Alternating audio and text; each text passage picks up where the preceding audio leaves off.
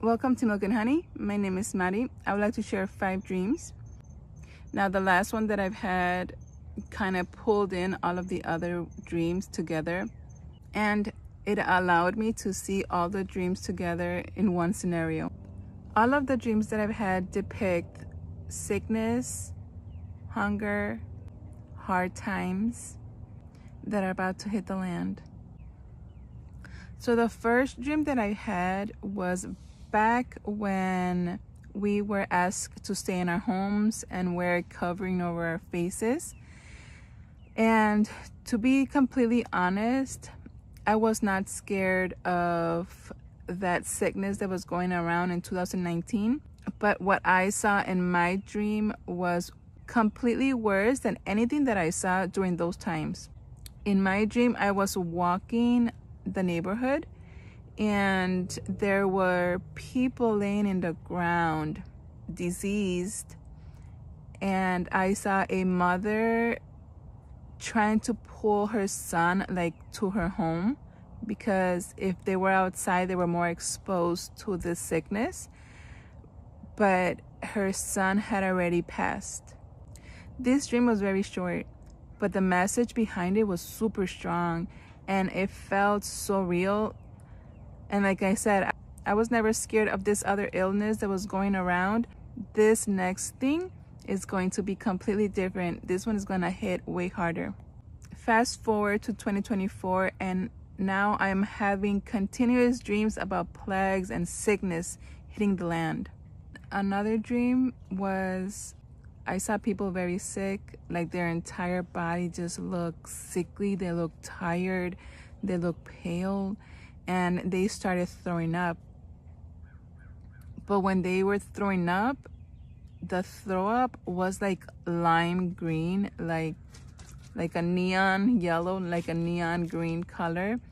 And I don't know if that color was to emphasize on the sickness, like the severity of the sickness, but that's what I saw in that dream. And because people were throwing up and being so sickly, the people in charge were moving people, putting people in confined buildings, and they were like divided. There was like fences, and people were not being allowed in or out, like the other sickness. But these ones were like big facilities, like buildings where they were putting people in. People were not allowed to leave because they were sick, but in this confinement they were locked in, almost like a jail. But it was weird. But I saw all kinds of people. I saw kids, I saw women, I saw men. Like, it did not matter your gender, it did not matter your age. If you got sick, you were sent to these places. Fast forward a month, I had another dream. In this dream, I saw a man, and this man was also throwing up, the same color, like a neon green color. And when he urinated, the urine was that color too. Like I said, I don't know why this color, but I think it's to emphasize on the sickness, because when I saw that he was urinating, I knew that once you had this sickness, like, there was nothing you can do to get rid of it. Like, once it was in your body, it lived in your body. But people were being put in facilities. Now, this facility that I saw, it looked like a warehouse, like tall ceilings, like metal ceilings. And they had like little hospital beds. And this man was walking through, but almost like in defiance. Like, he was defiant the people that was in charge. All I could grasp from that dream is the severity of the sickness that is going to hit, and the people in charge are going to try to quarantine us and separate us from the masses. Okay, so those are 3 dreams of sickness that I've had. This last 2 of them were almost consecutively, and the only reason that I think this is going to come soon is because the first one I had it in 19, and these past ones I've had them like one after the other. If you have seen some of my previous videos, you know that I've shared about food scarcity coming, a lack of food, famine, you know, just different weather anomalies, droughts, and that's gonna make it harder to grow food. But that also pulls in all my other dreams into one full scenario. In this other dream, I was in what it looked to be New York. I was walking out the building and there were like the cement steps going down, but they were pretty high. So when I got out of the building, I could see towards the city. And as I was walking out, I saw this wave, you know, like a radio wave, like a ripple, if it makes sense, from the city coming towards me. It wasn't a bomb. It was more like something to do with electronics. So as the wave was coming towards me, I saw the lights going off in the city, like boom, boom. As it was moving towards me, all the electricity was like gone. So people started panicking and they started going to their homes and looting the grocery stores. But because I had already prepared, I just went into my home and I locked my doors. We barred the windows and we stay in there. From what I saw, it went for a while, this blackout, because I saw that I actually was starting to eat my egg layers. So we actually had our chickens inside our home. I don't know why, but that's how it showed.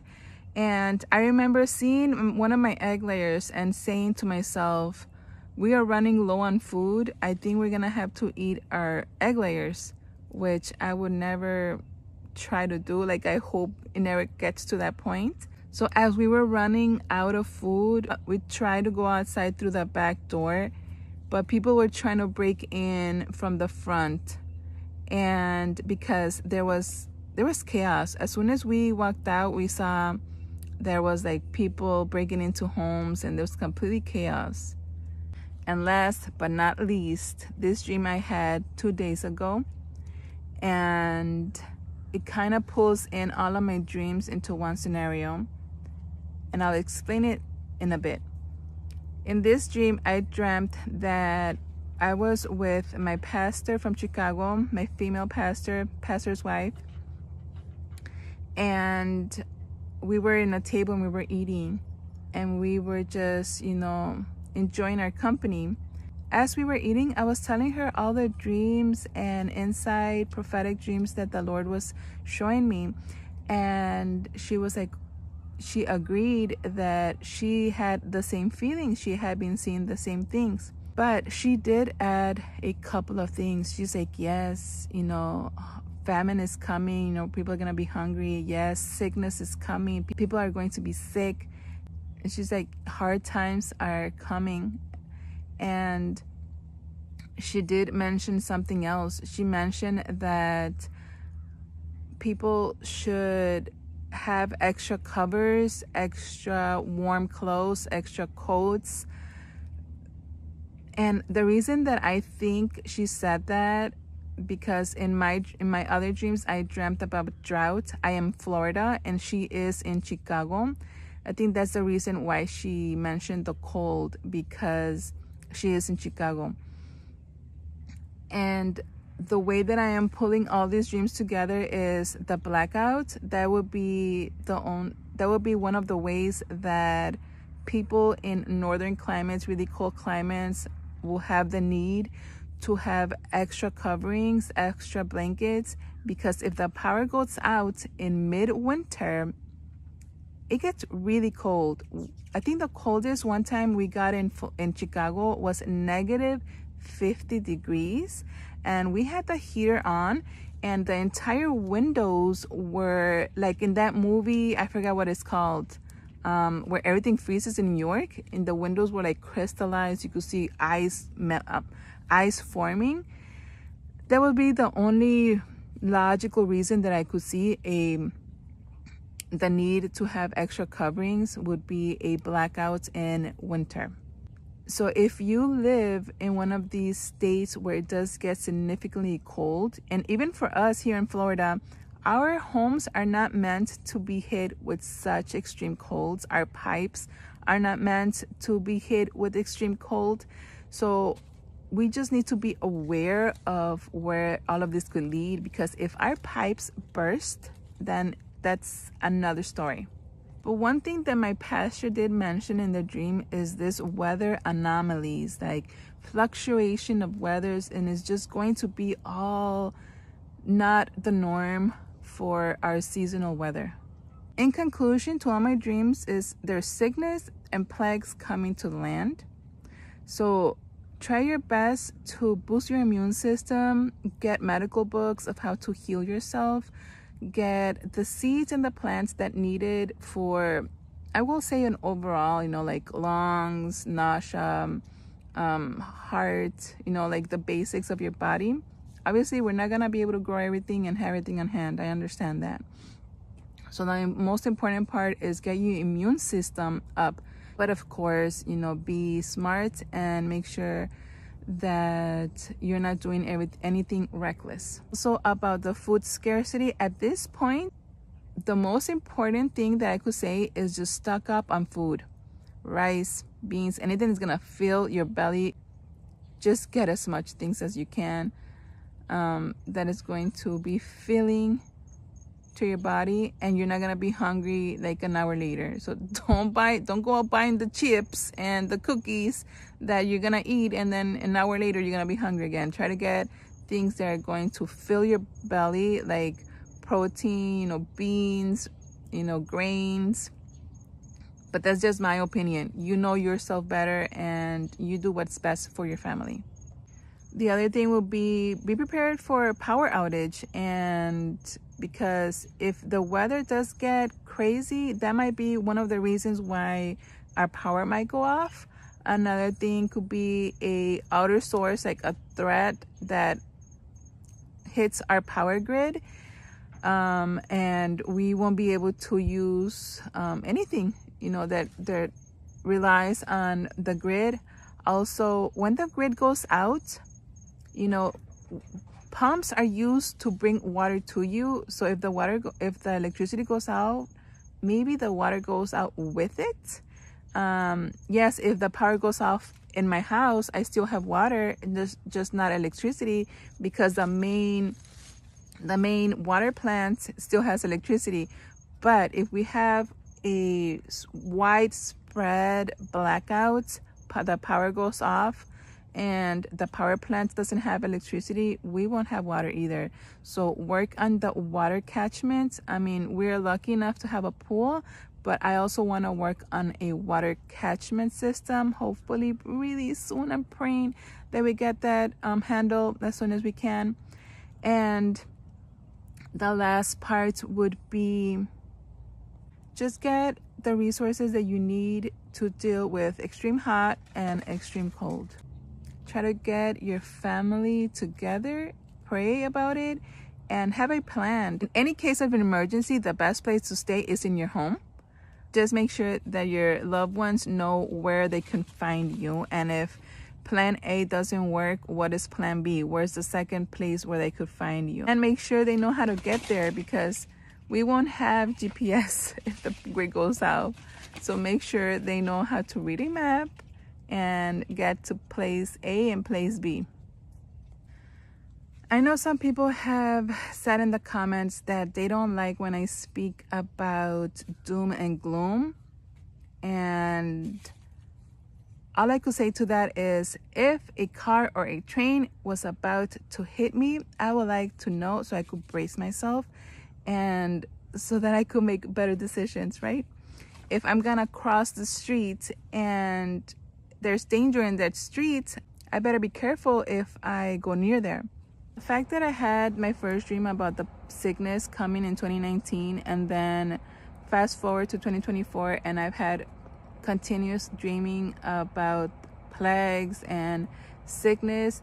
I believe that we're gonna go through these scenarios, these times very soon, and I pray that the Lord gives us time, enough time to be prepared, or the Lord guides us to people that are willing to help. Because I understand not everybody's gonna be able to prepare. I understand that a lot of people are struggling right now just to live day to day. I see it all the time. Times are very rough, but I believe that it's going to get even rougher. And I know people don't want to hear this, but I rather give the warning than not. You know, just this weekend, my husband and I were having a conversation about all the dreams that I've been having. And I told him, you know, if everything goes as bad as it can go bad, people are gonna try to start breaking into homes and just be chaos all over the place.